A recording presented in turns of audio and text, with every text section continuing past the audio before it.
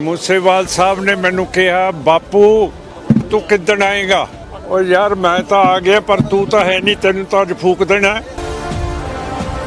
तेरा विछोड़ा साडी कौम नू महंगा पऊगा जिवें संदीप सिद्धू दा पिया। तुसीं अगां दे सिख कौम दे लीडर बनना सीगा ते तेरा नां इतिहास दे विच रंगिया जाऊगा। तू संत जरनैल सिंह भिंडरांवाले दी सोच दा एक सिपाही सी मेरे वर्गन। संत जरनैल सिंह भिंडरांवाला भी तेरी आत्मा नू खिंच के वाहिगुरु दे चरनां च ला दूगा। हुण मैं की कह सकदा। 28 तरीक नू शाम नू 6 बजे मेरे कोले टेलीफोन आया सीगा सरदार मूसेवाले दा। इसे घरों आया सीगा, नाल जसकरण सिंह साडे जनरल सैकटर सीगे। मूसेवाल साहब ने मैनू कहा बापू तू किदन आएगा।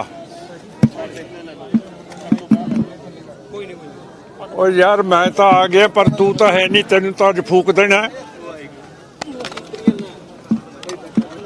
ते मेरे आए दा की होऊगा, पर मैं पहुंच गया ते बाद दे विच भी तेरे परिवार दा पूरा ख्याल रखूंगा। जो भी तकलीफ होगी असीं पहुंचांगे ते तेरा नां इतिहास दे विच रंगिया जाऊगा। तू संत जरनैल सिंह भिंडरांवाले दी सोच दा एक सिपाही सी मेरे वर्गन। अज संत जरनैल सिंह भिंडरांवाला भी तेरी आत्मा नू खिंच के वाहिगुरु दे चरनां च ला दूगा। बहुत वड्डी अच्छी जिंदगी तू जी है और छोटी उम्र च चले गए। माई बाप दा इक्को बेटा सी। माई बाप दा हुण सानू सारियां नू उन्हां दा पुत्त बन के, भरा बन के, प्यो बन के सोचना पऊगा कि उन्हां नू इस तो बाद कोई तंग करन वाला ना पहुंच जाए। सो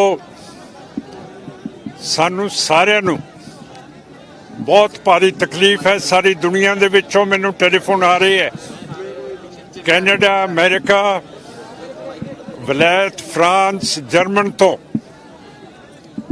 आस्ट्रेलिया, न्यूजीलैंड, सिंगापुर, जापान तो, सारी दुनिया दे विच जिथे सिख बैठा उहदी अखां दे विच ते अथरू ले आंदे है। तेरा विछोड़ा साडी कौम नू महंगा पऊगा जिवें संदीप सिद्धू दा पिया।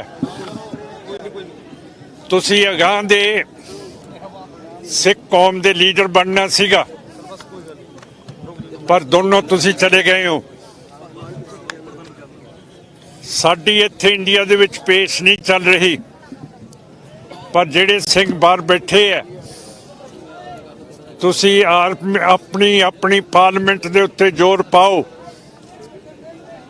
कि मूसेवाल साहब ते संदीप सिंह सिद्धू दी इंटरनेशनल पद्धर दे उत्ते UN तो तफ्तीश करवाई जावे। मैं भी हवा दे विचों नहीं बोल रहा कि UN तफ्तीश करे। क्यों करके जदों लेबनान दा प्राइम मिनिस्टर इहो जिहे हालातां दे विच मारिया गया सी, उहदा नां सी हरारे। उस वेले UN ने तफ्तीश करवाई सी उहदे कतल दी। नाल दे मुल्क पाकिस्तान दे विच जदों बीबी बेनज़ीर भुट्टो नूं मारिया गया सीगा, उस वेले भी UN ने तफ्तीश करवाई सी। क्यों करके सारे मुल्कां नूं इतबार नहीं सीगा कि ये मुल्क आज़ाद तौर ते निरपक्षता दे नाल तफ्तीश कर सकते हैं। अजे तक सारे सिख हिरदे ਰੋਂਦੇ ਹੈ।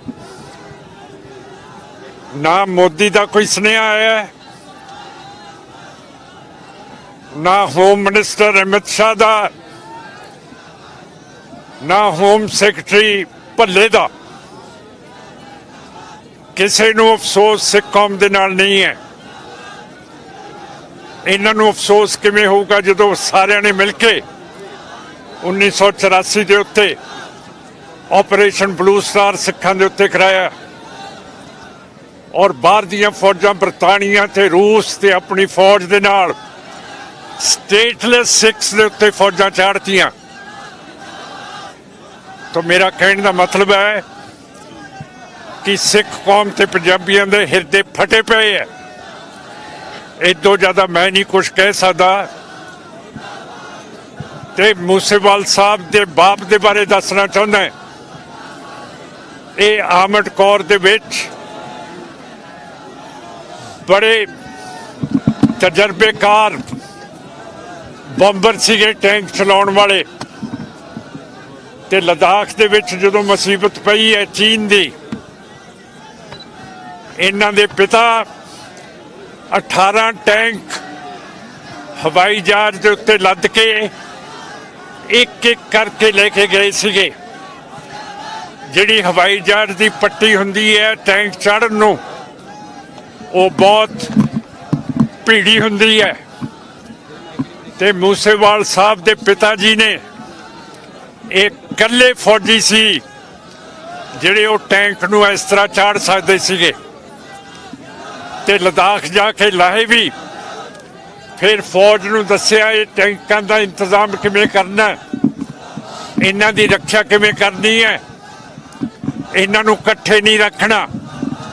ਜੇ ਇਕੱਠੇ ਰੱਖਣਗੇ ਸਿਰਫ ਇੱਕ ਵਾਰੀ ਬੰਬਾਰੀ ਦੇ ਨਾਲ ਸਾਰੇ ਤਬਾਹ ਹੋ ਜਾਣਗੇ। ਫਿਰ 100-100 ਗਜ ਦੂਰ ਇਹਨਾਂ ਦੇ ਧਰਤੀ ਦੇ ਵਿੱਚ ਗੱਡ ਕੇ ਇਹਨਾਂ ਦੇ ਗਰਾਜ ਬਣਾਏ। ਐਡਾ ਵੱਡਾ ਘਾਟਾ ਫੌਜ ਨੂੰ ਵੀ ਹੋਇਆ ਜੇ ਉਹ ਮੰਨੇ ਸਾਨੂੰ, ਪਰ ਕੋਈ ਸਿੱਖ ਨੂੰ ਅੱਜ ਮੰਨਣ ਨੂੰ ਤਿਆਰ ਨਹੀਂ ਹੈ। ਇਸ ਕਰਕੇ ਇਸ ਖਾਨਦਾਨ ਦੇ ਬਾਪੂ ਦਾ ਵੀ ਮੈਂ ਨਾਂ ਅੱਜ ਤੁਹਾਨੂੰ ਦੱਸ ਰਿਹਾ ਹਾਂ। ਸੋ ਹੁਣ ਬਸ ਹੁਣ ਆਪਾਂ ਅਰਦਾਸ ਕਰਾਂਗੇ। ਜਦੋਂ ਅਰਦਾਸ ਕਰ ਆਏ,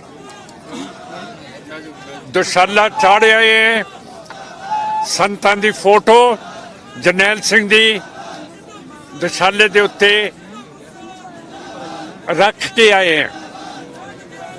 ਮੂਸੇਵਾਲ ਸਾਹਿਬ ਦੇ ਬਾਂਹ ਦੇ ਉੱਤੇ ਵੀ ਸੰਤ ਜਰਨੈਲ ਸਿੰਘ ਦਾ ਟੈਟੂ ਲੱਗਿਆ ਹੋਇਆ ਸੀ। ਸੋ ਸੰਤ ਜਰਨੈਲ ਸਿੰਘ ਪਿੰਡਰਾਂਵਾਲਾ ਸਰਦਾਰ ਮੂਸੇਵਾਲ ਸਾਹਿਬ ਦੇ ਨਾਲ ਜਾ ਰਹੇ ਅੱਜ। ਵਾਹਿਗੁਰੂ ਜੀ ਕਾ ਖਾਲਸਾ, ਵਾਹਿਗੁਰੂ ਜੀ ਕੀ ਫਤਿਹ।